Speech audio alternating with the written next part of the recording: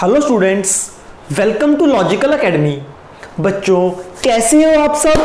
मैं उम्मीद करता हूं आप सब बहुत अच्छे हो। और आज है हमारी वीडियो नंबर 25। वीडियो नंबर 25 में चैप्टर नंबर 1 आज हमारा कंप्लीट हो जाएगा। आज हमारे चैप्टर नंबर 1 से लेकर चैप्टर नंबर 5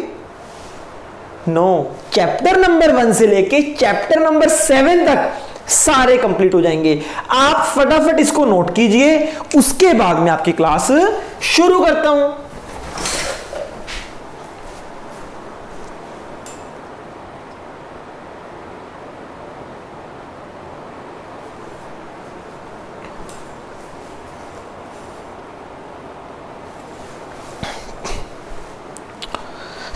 हाँ जी बच्चे, आज हमारा जो पहला टॉपिक है वो है difference between book keeping and accounting. आपको एक मजे की बात बताऊं बच्चे, जो बुक कीपिंग और अकाउंटिंग है वो देखने में सेम लगते हैं। बुक कीपिंग मतलब अकाउंट्स को मेंटेन करना, बुक्स को कीप करना है ना, बुक्स बनाना। और अकाउंटिंग भी क्या है? बुक्स को मेंटेन करना, अकाउंट्स बनाना। तो बच्चे देखने में हमें यह सेम लगता है, पर अगर हम इसको डीपली पढ़ें, अगर हम पूछें कि क्या दोनों वर्ड्स में कोई डिफरेंस है, तो बच्चे बिल्कुल है। एक डिफरेंस नहीं, बहुत सारे डिफरेंसेस हैं, बस हमें थोड़े फोकस से पढ़ना पड़ेगा। अगर मैं आपको इन शॉर्ट बताऊं तो book keeping is a part of accounting. Accounting के अंदर बुक कीपिंग आता है। सर मतलब अभी आपको समझ आ जाएगा। ये अकाउंटिंग की प्रोसेस है identification, measurement, recording, classifying, summarising, interpreting and communicating. ये बच्चे अकाउंटिंग की प्रोसेस है। हाँ जी सर बिल्कुल है। बच्चे सिंपल वर्ड्स में बुक कीपिंग जो है ना, बुक कीपिंग बच्चों वाला काम है। मतलब बुक कीपिंग बच्चों वाला काम है। अकाउंटिंग के लिए बहुत सारी नॉलेज चाहिए, अकाउंटिंग बच्चे नहीं कर सकते। सर मतलब कहने का मतलब बुक कीपिंग बहुत ज्यादा इजी होती है, अकाउंटिंग थोड़ी सी डिफिकल्ट होती है। अगर आपको अकाउंट्स की थोड़ी सी नॉलेज है तो आप बुक कीपिंग तो कर सकते हो, पर अकाउंटिंग नहीं कर सकते। अगर अकाउंटिंग करनी है तो अकाउंट्स की बहुत ज्यादा नॉलेज चाहिए। सर मतलब आइए बच्चे इस प्रोसेस को देखते हैं। आपको पता है ये आइडेंटिफिकेशन से लेके जो कम्युनिकेटिंग है, ये ही बुक कीपिंग इसके अंदर ही है, इसके अंदर ही अकाउंटिंग है। आइए हम देखते हैं बुक कीपिंग हम किसको बोलेंगे। बच्चे आइडेंटिफिकेशन से लेकर, अच्छा एक और बात आप सबको पता है ना, ओहो मार्कर को क्या हो गया। हाँ जी बच्चे, जब हम मेजरमेंट के बाद in terms of money measure कर लेते हैं, फिर हम उसको रिकॉर्ड करते हैं, रिकॉर्डिंग को बोलते हैं जर्नल एंट्री। फिर जब क्लासिफाई करते हैं, क्लासिफाई को बोलते हैं लेजर बनाना। और क्लासिफाई के बाद जब समराइजिंग करते हैं, that is called trial balance and final accounts बनाना। ये होता है फाइनल अकाउंट्स। इसके अंदर 3 आते हैं। बच्चे देखो, जो आइडेंटिफिकेशन से लेकर क्लासिफाइंग तक का काम होता है, जिसके अंदर identification, measurement, recording and classifying, इस पार्ट को हम बोलते हैं book keeping.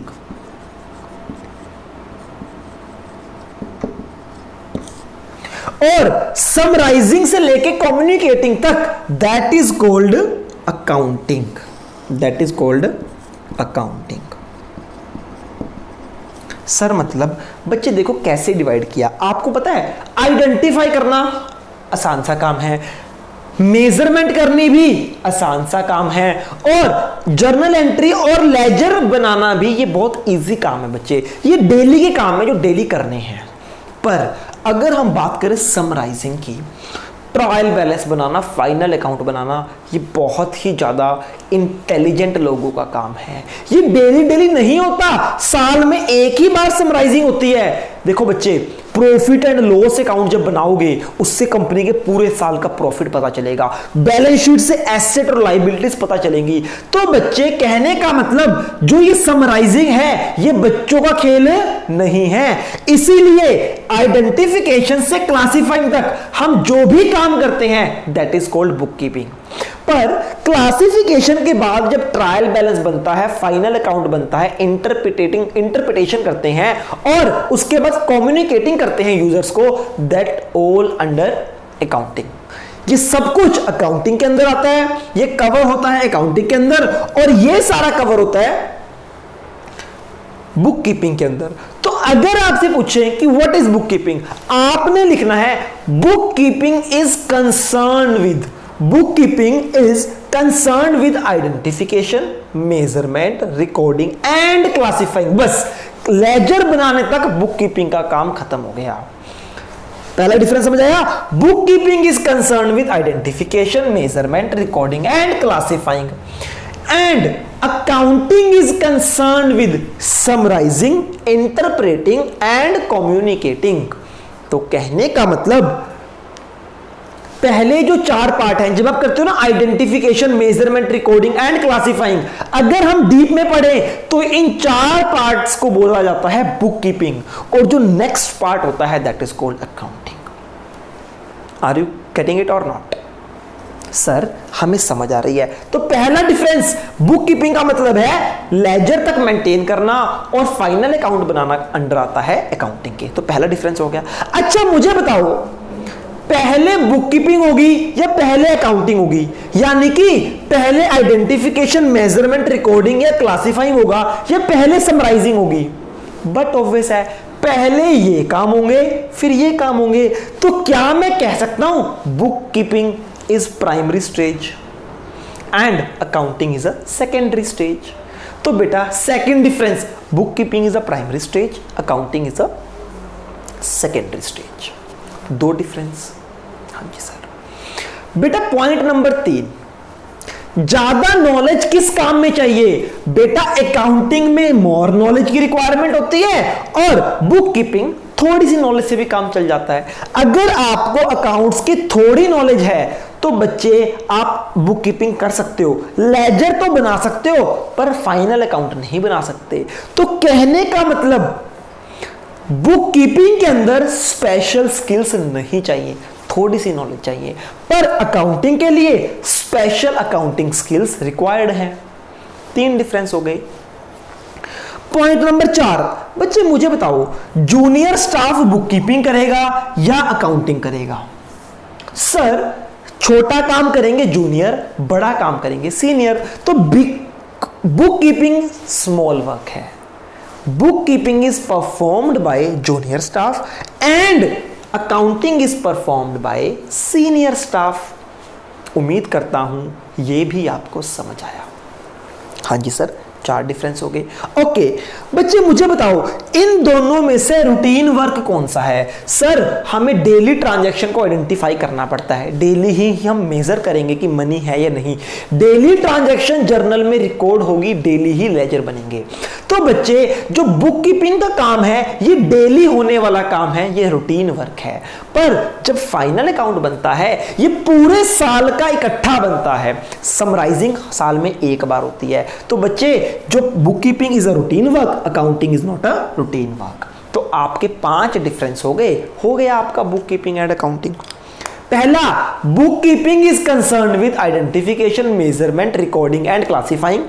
Accounting is concerned with summarizing, interpreting and communicating. First point. Second point, bookkeeping is a primary stage, accounting is a secondary stage. Third, इसके लिए special skills नहीं चाहिए, accounting के लिए स्पेशल स्किल्स चाहिए। फोर्थ, ये junior staff करेगा, ये सीनियर स्टाफ करेगा। फिफ्थ, ये रूटीन वर्क है, ये रूटीन वर्क नहीं है। तो हो गया बेटा, हो गया आपका, खत्म हो गया difference between book keeping and accounting. Hope so आपने अकाउंटिंग एंड बुक कीपिंग को आज डीप में पढ़ा और आपको समझ भी आया। ओके बेटा, सेकंड टॉपिक छोटा सा है। ओहो, मार्कर को क्या हो गया आज? Double entry system versus single entry system. मुझे बताओ हम कौन सा सिस्टम फॉलो करते हैं अकाउंट्स बनाने का? अकाउंट्स बनाने के दो तरीके हैं, double entry system and single entry system. बेटा हम जो पढ़ते हैं that is called double entry system. क्या कहलाता है? Double entry system. Double entry system वो सिस्टम है जिसमें एक ट्रांजैक्शन के टू इफेक्ट है, one effect and two effect, one is debit another is credit, that is called double entry system. Double entry system में every transaction has two effect or more than two effect, that is double entry system, one is debit another one is credit। Sir फिर single entry system क्या है? बच्चे single entry system है जिसमें एक transaction का एक ही इफेक्ट लगते हैं, कोई डेबिट क्रेडिट नहीं करते। जैसे आपके घर के आसपास सपोज करो एक चाय वाला है, क्या बेटा वो चाय वाला डेबिट क्रेडिट करेगा? उसको नहीं है नॉलेज अकाउंट्स की, वो डेबिट क्रेडिट नहीं कर सकता, तो बच्चे क्या वो अपने अकाउंट्स मेंटेन नहीं करेगा? अकाउंट्स तो हर बंदा मेंटेन करता है, जो भी उधार बेचेगा, कैश बेचेगा, नोट तो करेगा। तो बच्चे वो सिंपल जो नोट करता है that is called single entry system. इसका दूसरा नाम है इनकम्प्लीट रिकॉर्ड। इनकम्प्लीट रिकॉर्ड्स क्यों? क्योंकि बच्चे ये कंप्लीट रिकॉर्ड्स नहीं होते, ये बस अपनी नॉलेज के लिए बनाए जाते हैं। सिंगल एंट्री सिस्टम, एक ट्रांजैक्शन का एक ही इफेक्ट आता है। और इस सिंगल एंट्री सिस्टम के ऊपर आपका लास्ट चैप्टर है incomplete records, second last chapter है, वो हमें करना है। ठीक है, फिर आपको और अच्छे से समझ आएगा कि इनकम्प्लीट रिकॉर्ड्स में क्या होता है। डबल एंट्री सिस्टम आप सब अवेयर हो, तो बच्चे आपका ये टॉपिक भी खत्म हो गया, double entry system and single entry system. खत्म बेटा खत्म, आज का जो ये चैप्टर है ये खत्म, क्लास भी खत्म, चैप्टर भी। बस last topic users of accounting. आप बच्चे कब से सुनते आ रहे हो अकाउंटिंग के यूजर्स होते हैं, यूजर्स अकाउंटिंग प्रोसेस में भी पढ़ा। कौन है ये यूजर? कौन है जो अकाउंट्स को यूज करते हैं? आइए बच्चे आज समझेंगे। ये दो तरह के होते हैं, एक होते हैं इंटरनल यूजर्स और एक होते हैं बच्चे एक्सटर्नल यूजर्स। फटाफट नोट करो, मैं आपको अभी समझाता हूं ये क्या होते हैं। लास्ट टॉपिक है, उसके बाद आप एंजॉय करो।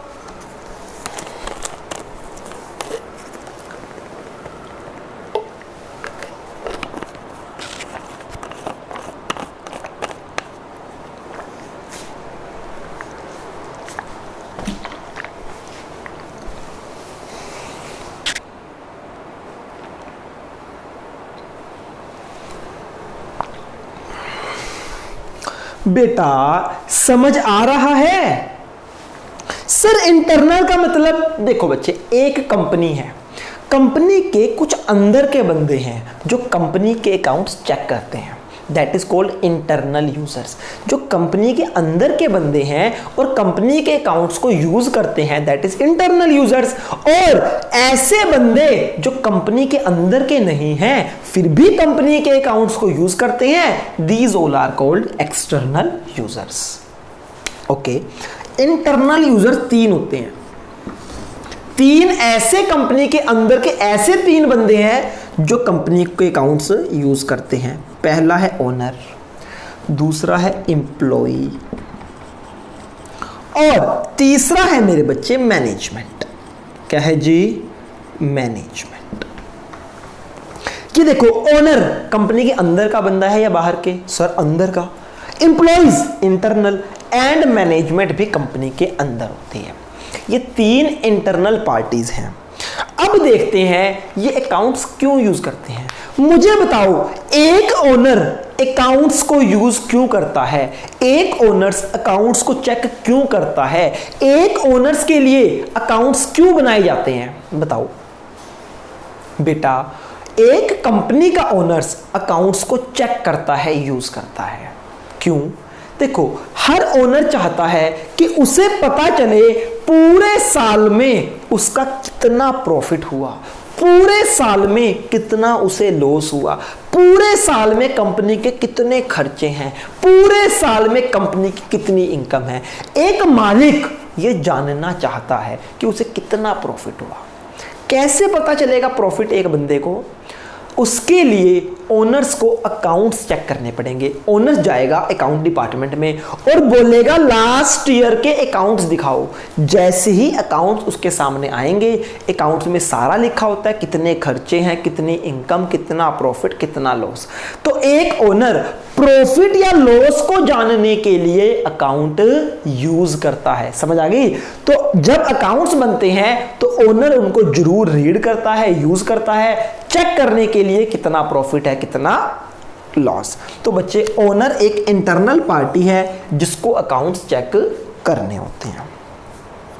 ठीक, ओके। अब बताओ, एक एम्प्लॉय को अकाउंट्स से क्या मतलब है? एक एम्प्लॉय क्यों यूज करता है अकाउंट्स? सर, एम्प्लॉय का काम है कंपनी में आना, काम करना, सैलरी लेके चले जाना, उसको अकाउंट्स की क्या जरूरत है?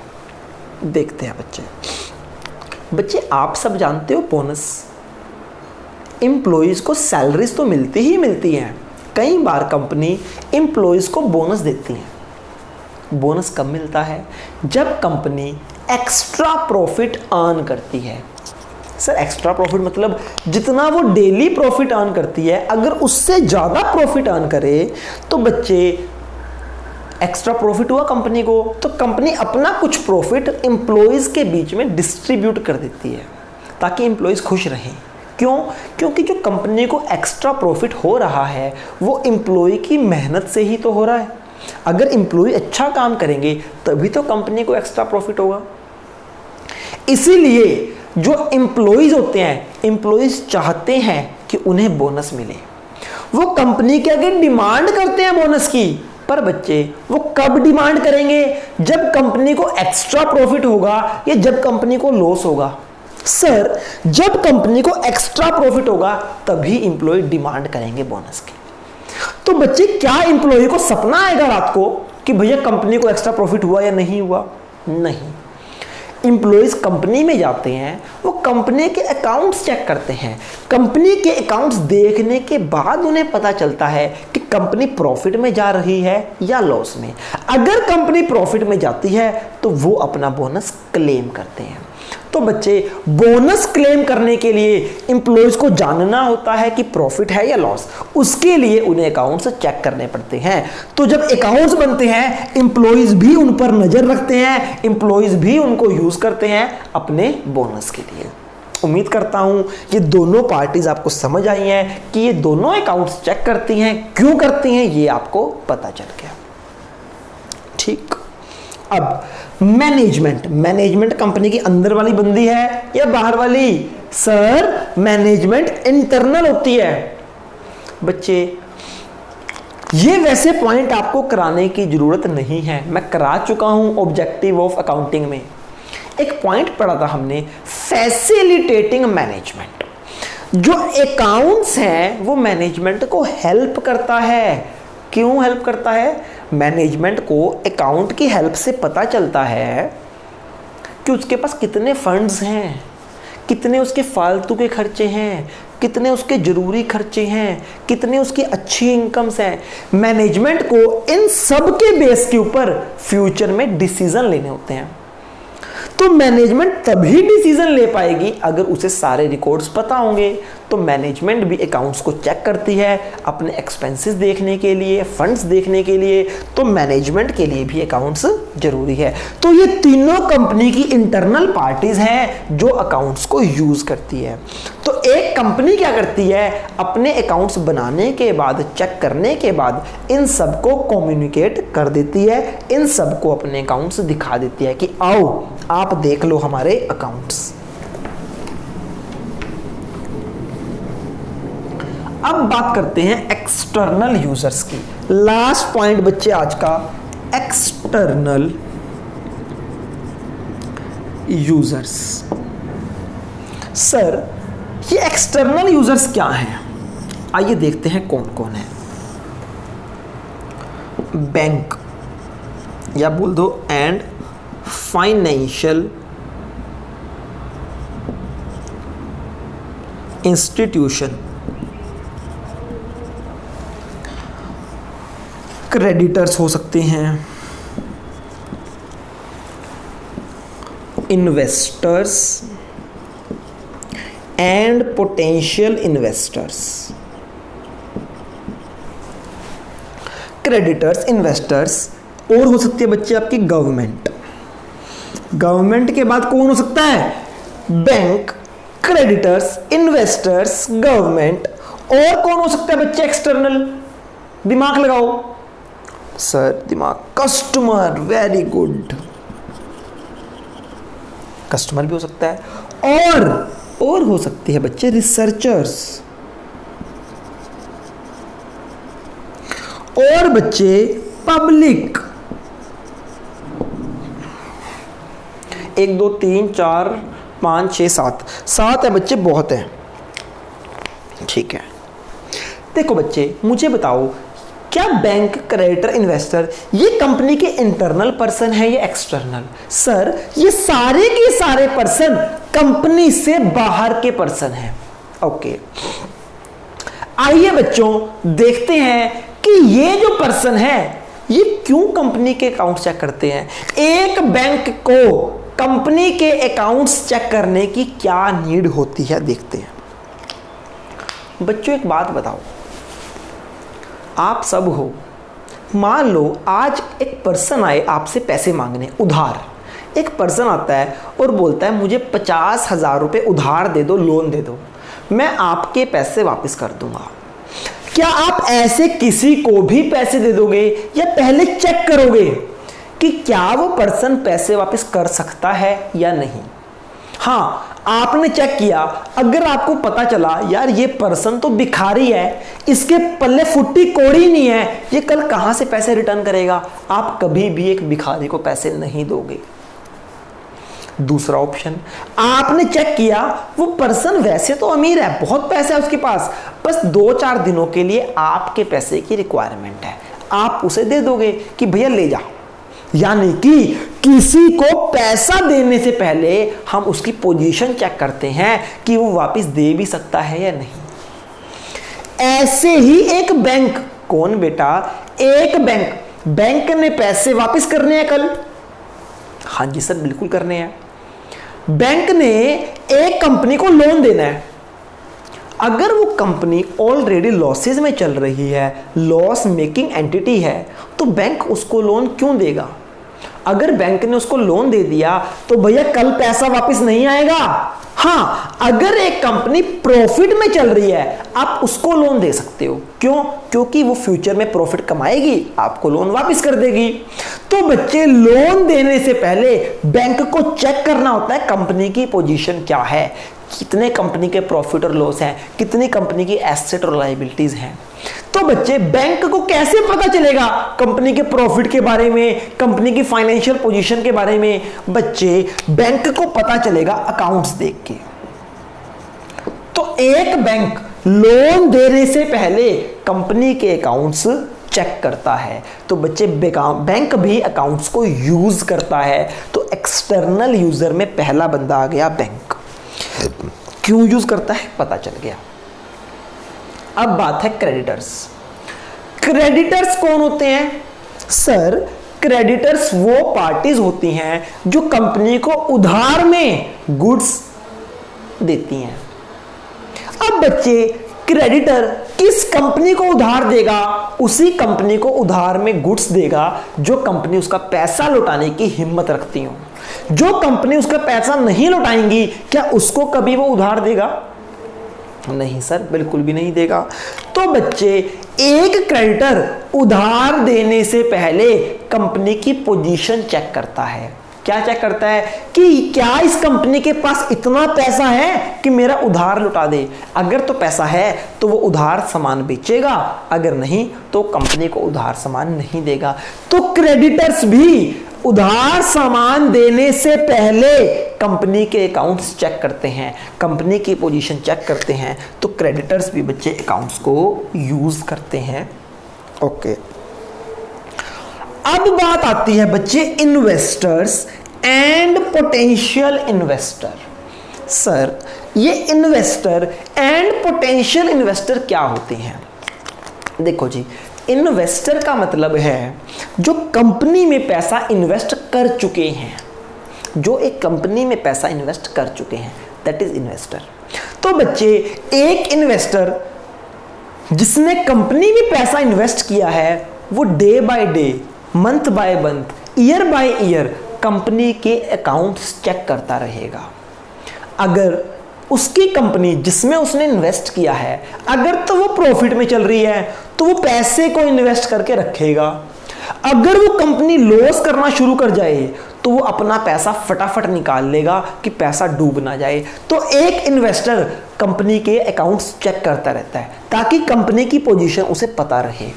और सर, फिर पोटेंशियल इन्वेस्टर क्या है? बच्चे, इन्वेस्टर मतलब जो इन्वेस्ट कर चुका है। पोटेंशियल इन्वेस्टर का मतलब जो पोटेंशियल तो है, जो इन्वेस्ट कर सकता है, जिसके पास इन्वेस्ट करने की एबिलिटी है, अभी इन्वेस्ट नहीं किया, वो इन्वेस्ट करने के बारे में सोच रहा है, that is called potential investor. तो बच्चे, किसी भी कंपनी में इन्वेस्ट करने से पहले जो पोटेंशियल इन्वेस्टर होते हैं वो अकाउंट्स चेक करते हैं कि क्या हम जिस कंपनी में इन्वेस्ट करने जा रहे हैं वो कंपनी सॉलिड है या घटिया है, वो उसके अकाउंट्स देखकर ही पता चलेगा। तो बच्चे, पोटेंशियल इन्वेस्टर भी इन्वेस्ट करने से पहले कंपनी के अकाउंट्स चेक करते हैं। ठीक है सर, हमें बात समझ आ गई। उसके बाद बात करते हैं हम गवर्नमेंट की। गवर्नमेंट भी एक एक्सटर्नल पार्टी है। सर, अब गवर्नमेंट को क्या लेना देना मेरी कंपनी से? अभी पता चलेगा। देखो बच्चे, एक गवर्नमेंट को हर बिजनेस से टैक्स लेना है। क्या लेना है? टैक्स। गवर्नमेंट टैक्स लेती है प्रॉफिट के अकॉर्डिंग, जितना प्रॉफिट उस अकॉर्डिंग टैक्स। अब बच्चे, टैक्स लेने के लिए गवर्नमेंट को चाहिए उस कंपनी का प्रॉफिट, प्रॉफिट के लिए गवर्नमेंट को चाहिए अकाउंट्स। तो एक गवर्नमेंट भी कंपनी के अकाउंट्स रीड करती रहती है ताकि उसे कंपनी में होने वाले प्रॉफिट्स का पता हो। जितना प्रॉफिट होगा उस अकॉर्डिंग टैक्स ले लेगी। तो गवर्नमेंट को भी अकाउंट चेक करने पड़ते हैं। अब बात करते हैं कस्टमर की। क्या बात करते हैं? कस्टमर की। बच्चे, एक बात सुनो, चलो अगर हम छोटे लेवल पे बात करें तो हम कंपनी के अकाउंट्स चेक नहीं करते, पर अगर किसी कंपनी से बड़ा सामान खरीदना है तो बच्चे हम जरूर उस कंपनी की हिस्ट्री चेक करते हैं। फॉर एग्जाम्पल, एक कंपनी है शेवरले, मोटर्स कार्स बनाती है बच्चे। वो आज की डेट में जो शेवरले कंपनी है वो इंडिया में बंद हो चुकी है। क्या एज अ कस्टमर आप शेवरले की कार लेना चाहोगे, चाहे सेकंड हैंड ही क्यों नहीं है? कोई भी कस्टमर शेवरले की कार आजकल नहीं लेता। उसकी कार के प्राइस बहुत ज़्यादा डाउन हो चुके हैं। रीज़न, क्योंकि बच्चे वो कंपनी ही बंद हो चुकी है। अगर कल उसके स्पेयर पार्ट्स खराब हो गए तो नहीं मिलेंगे। तो बच्चे, ऐसे ही अगर आपको कोई बिल्डिंग लेनी है किसी बिल्डर से तो पहले आप चेक करोगे कि भैया बिल्डर की क्वालिटी क्या है, ये बिल्डर की कंपनी सॉलिड है या घटिया है। घटिया कंपनी में कभी भी कोई कस्टमर नहीं जाता। तो सेम एज इट बच्चे, कस्टमर भी सामान लेने से पहले उस कंपनी को चेक करता है, उसके अकाउंट्स चेक करता है। हाँ, छोटे मोटे केस में आप ऐसा नहीं करते कि पेप्सोडेंट लेने गए तो पहले उसके अकाउंट चेक करोगे, नहीं।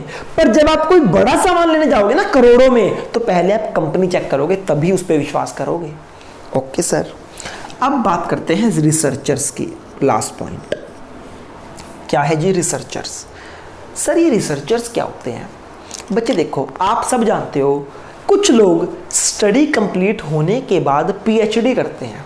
मान लो कुछ पर्सन्स हैं, उनकी स्टडी कंप्लीट हो चुकी है, उनको अकाउंट्स में पीएचडी करनी है, तो तो पीएचडी में क्या होता है, रिसर्च होती है। तो एक रिसर्चर को अकाउंट्स में रिसर्च करने के लिए कंपनी के अकाउंट्स चाहिए। तो रिसर्चर क्या करते हैं, अलग अलग कंपनीज में जाते हैं और बोलते हैं अपना अकाउंट्स दिखाओ मुझे इनके ऊपर रिसर्च करनी है। तो कंपनी उनको दे देती है, कंपनी का कोई नुकसान नहीं है। तो बच्चे रिसर्चर्स को भी कंपनी के अकाउंट्स की नीड होती है रिसर्च के लिए, तो वो भी कंपनी के अकाउंट्स यूज करती हैं। And last, public. वैसे तो पब्लिक, देखो बच्चे, पब्लिक कभी भी कस्टमर बन सकती है, कभी भी इन्वेस्टर, कभी भी क्रिएटर, कभी भी रिसर्चर। तो वो जो भी बनेगी उसको भी अकाउंट्स चेक करने होंगे बच्चे। तो पब्लिक भी कंपनी के अकाउंट्स चेक करती रहती है। आमतौर पे बहुत कम लोग ऐसे होते हैं जो अकाउंट्स चेक करते हैं। हाँ जी सर, बिल्कुल बात समझ आ गई आपकी। तो बच्चे, ये थे आपके यूजर्स। जो आप अकाउंट्स बनाते हो, ये सारे के सारे पर्सन आपके अकाउंट्स चेक करते हैं। आज की क्लास में इतना ही, चैप्टर नंबर 1 फिनिश। पर हाँ, कल है हमारा मोस्ट इंपॉर्टेंट चैप्टर, जिसका नाम है चैप्टर नंबर 8, जर्नल एंट्रीज। ये एक लेंथी चैप्टर है, जल्दी खत्म होने वाला नहीं है। हाँ, इसके लिए आप सबको चैप्टर नंबर 6 रिवाइज करना है। आपको सिखाई थी ट्रेडिशनल या फिर golden rules of accounting, real, nominal, personal, कल याद करके आना। और साथ में मॉडर्न अप्रोच, जिसमें था asset has debit balance, asset increase तो डेबिट, एसेट डिक्रीज तो credit, liability has credit balance, liability increase तो क्रेडिट, लाइबिलिटी डिक्रीज तो debit, expenses has debit balance, income has credit balance. ये सब आपको बच्चे कल याद करके आने हैं, तभी जर्नल समझ आएगा, वरना जर्नल नहीं समझ आएगा। आज की क्लास के लिए इतना ही, कल मिलते हैं चैप्टर नंबर 8 के साथ। तब तक के लिए गुड बाय, टेक केयर, अपना ध्यान रखिए।